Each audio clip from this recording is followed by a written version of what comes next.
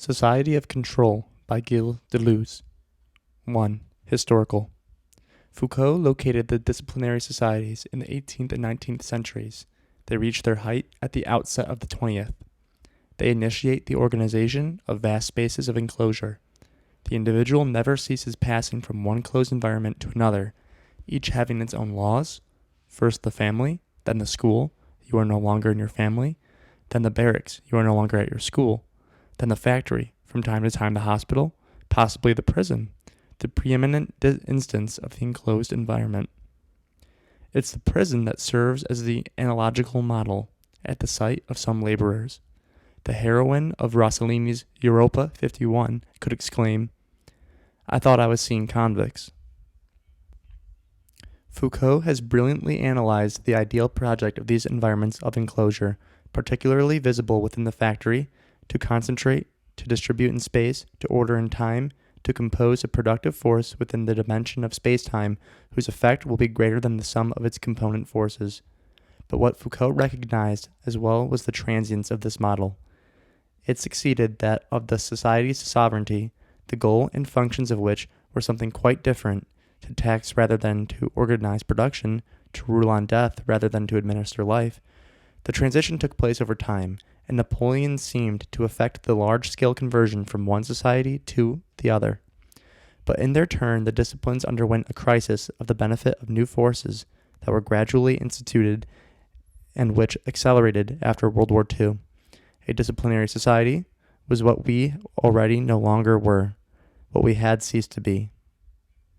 We are in a generalized crisis in relation to all the environments of enclosure: prison, hospital, factory, school, family.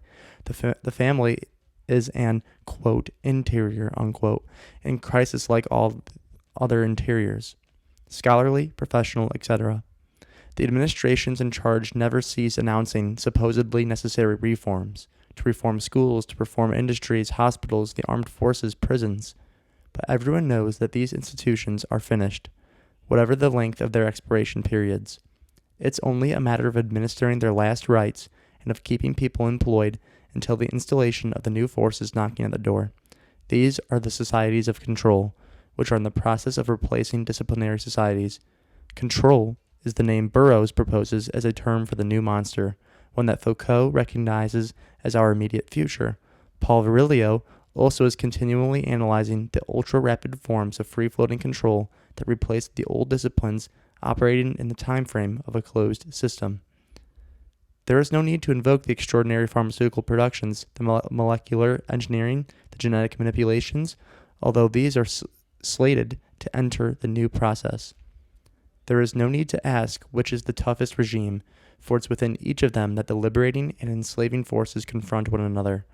For example, in the crisis of the hospital as environment of enclosure, neighborhood clinics, hospices, and daycare would at first express new freedom, but they would participate as well as in mechanisms of control that are equal to the harshest of confinements. There is no need to fear or hope, but only to look for new weapons. 2. Logic.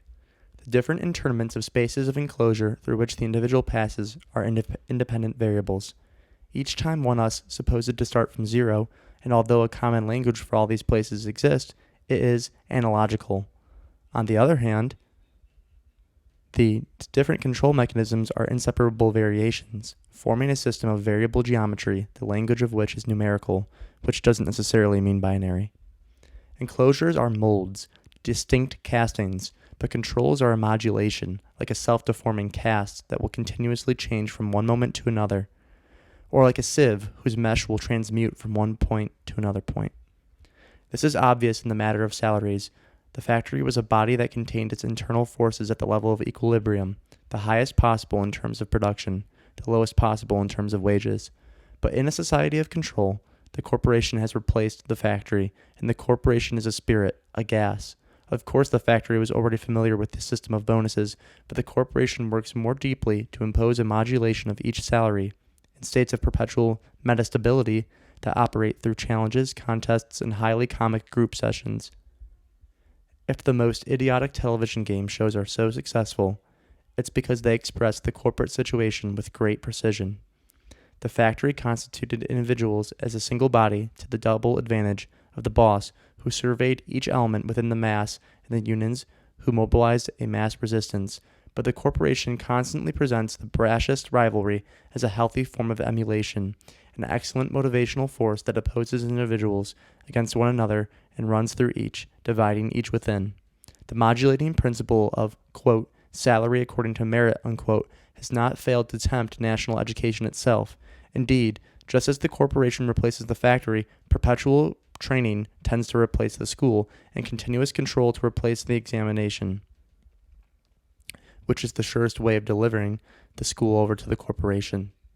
In the disciplinary societies, one was always starting again, while in the societies of control, one is never finished with anything. The corporation, the educational system, the armed services being metastable states, coexisting in one and the same modulation, like a universal system of deformation. In the trial, Kafka, who had already placed himself at the pivotal point between two types of social formation, described the most fearsome of judicial forms, the apparent acquittal of the disciplinary societies between two incarcerations, and the limitless postponements of the societies of control and continuous variation are two very different modes of juridical life. And if our law is hesitant, itself in crisis, it's because we are leaving one in order to enter the other. The disciplinary societies have two poles, the signature that designates the individual, and the number of administrative numeration that indicates his or her position within a mass. This is because the disciplines never saw any incompatibility between these two, and because at the same time power individualizes and masses together, that is, constitutes those over whom it exercises power into a body and molds the individuality of each member of that body. Foucault saw the origin of this double charge in the pastoral power of the priest, the flock, and each of its animals, but civil power moves in turn and by other means to make itself lay, quote, priest, unquote. In the societies of control, on the other hand, what is important is no longer either a signature or a number, but a code. The code is a password, while on the other hand, disciplinary societies are regulated by watchwords, as much from the point of view of integration as from that of resistance. The numerical language of control is made of codes that mark access to information or reject it. We no longer find ourselves dealing with the mass-individual pair. Individuals have become dividuals, and masses, samples, data markets, or banks. Perhaps it is money that expresses the distinction between the two societies best, since discipline always referred back to minted money that locks gold as a numerical standard, while control relates to the floating rates of exchange, modulated according to a rate established by a set of standard currencies. The old monetary mole is the animal of the space of enclosure, but the serpent is that of the societies of control. We have passed from one animal to the other, from the mole to the serpent, in the system under which we live, but also in our manner of living in our relations with others. The disciplinary man was a discontinuous producer of energy, but the man of control is undulatory, in orbit, in a continuous network. Everywhere surfing has already replaced the older sports. Types of machines are easily matched with each type of society, not that machines are determining, but because they express those social forms capable of generating them and using them. The old societies of sovereignty made use of simple machines, levers, pulleys, clocks. But the recent disciplinary societies equipped themselves with machines involving energy. With the passive danger of entropy and the active danger of sabotage, the societies of control operate with machines of a third type, computers, whose passive danger is jamming and whose active one is piracy or the introduction of viruses. This technological evolution must be, even more profoundly, a mutation of capitalism, an already well-known or familiar mutation that can be summed up as follows. 19th century capitalism is a capitalism of concentration for production and for property. It therefore erects a factory as a space of enclosure, the capitalist being the owner of the means of production, but also, progressively, the owners of other spaces conceived through analogy, the house, the school. As for markets, they are conquered sometimes by specialization, sometimes by colonization, sometimes by lowering the costs of production. But in the present situation, capitalism is no longer involved in production, which it often relegates to the third world, even for the complex forms of textiles, metallurgy, or oil production. It's a capitalism of higher order production. It no longer buys raw materials and no longer sells the finished products. It buys the finished products or assembles parts. What it wants to sell is services, but what it wants to buy is stocks. This is no longer a capitalism for production, but for the product, which is to say, for being sold and marketed. Thus, is essentially dispersive, and the factory has given away to the corporation. The family, the school, the army, the factory are no longer the distinct analogical spaces that converge towards an owner, state, or private power, but coded figures, deformable and transformable, of a single corporation that now has only stockholders. Even art has left the spaces of enclosure in order to enter into the open circuits of the bank.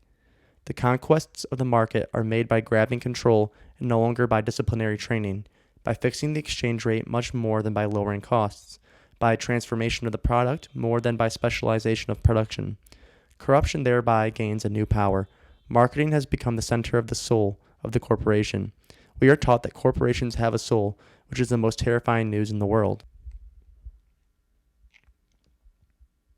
The operation of markets is now the instrument of social control and forms the impotent breed of our masters.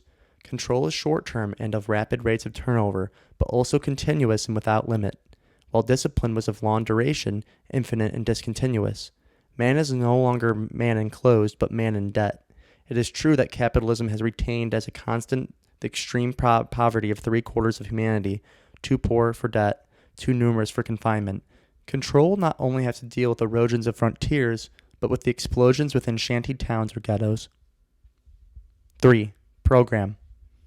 The conception of a control mechanism giving the position of any element within an open environment at any given instant, whether animal in a reserve or human in a corporation, as with an electronic collar, is not necessarily one of science fiction.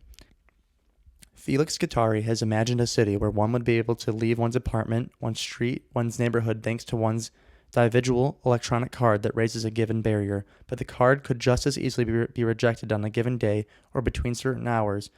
What counts is not the barrier but the computer that tracks each person's position, licit or illicit, and affects a universal modulation. The socio-technological study of the mechanisms of control, grasped at their inception, would have to be categorical and to describe what is already in the process of substitution for the disciplinary sites of enclosure, whose crisis is everywhere proclaimed.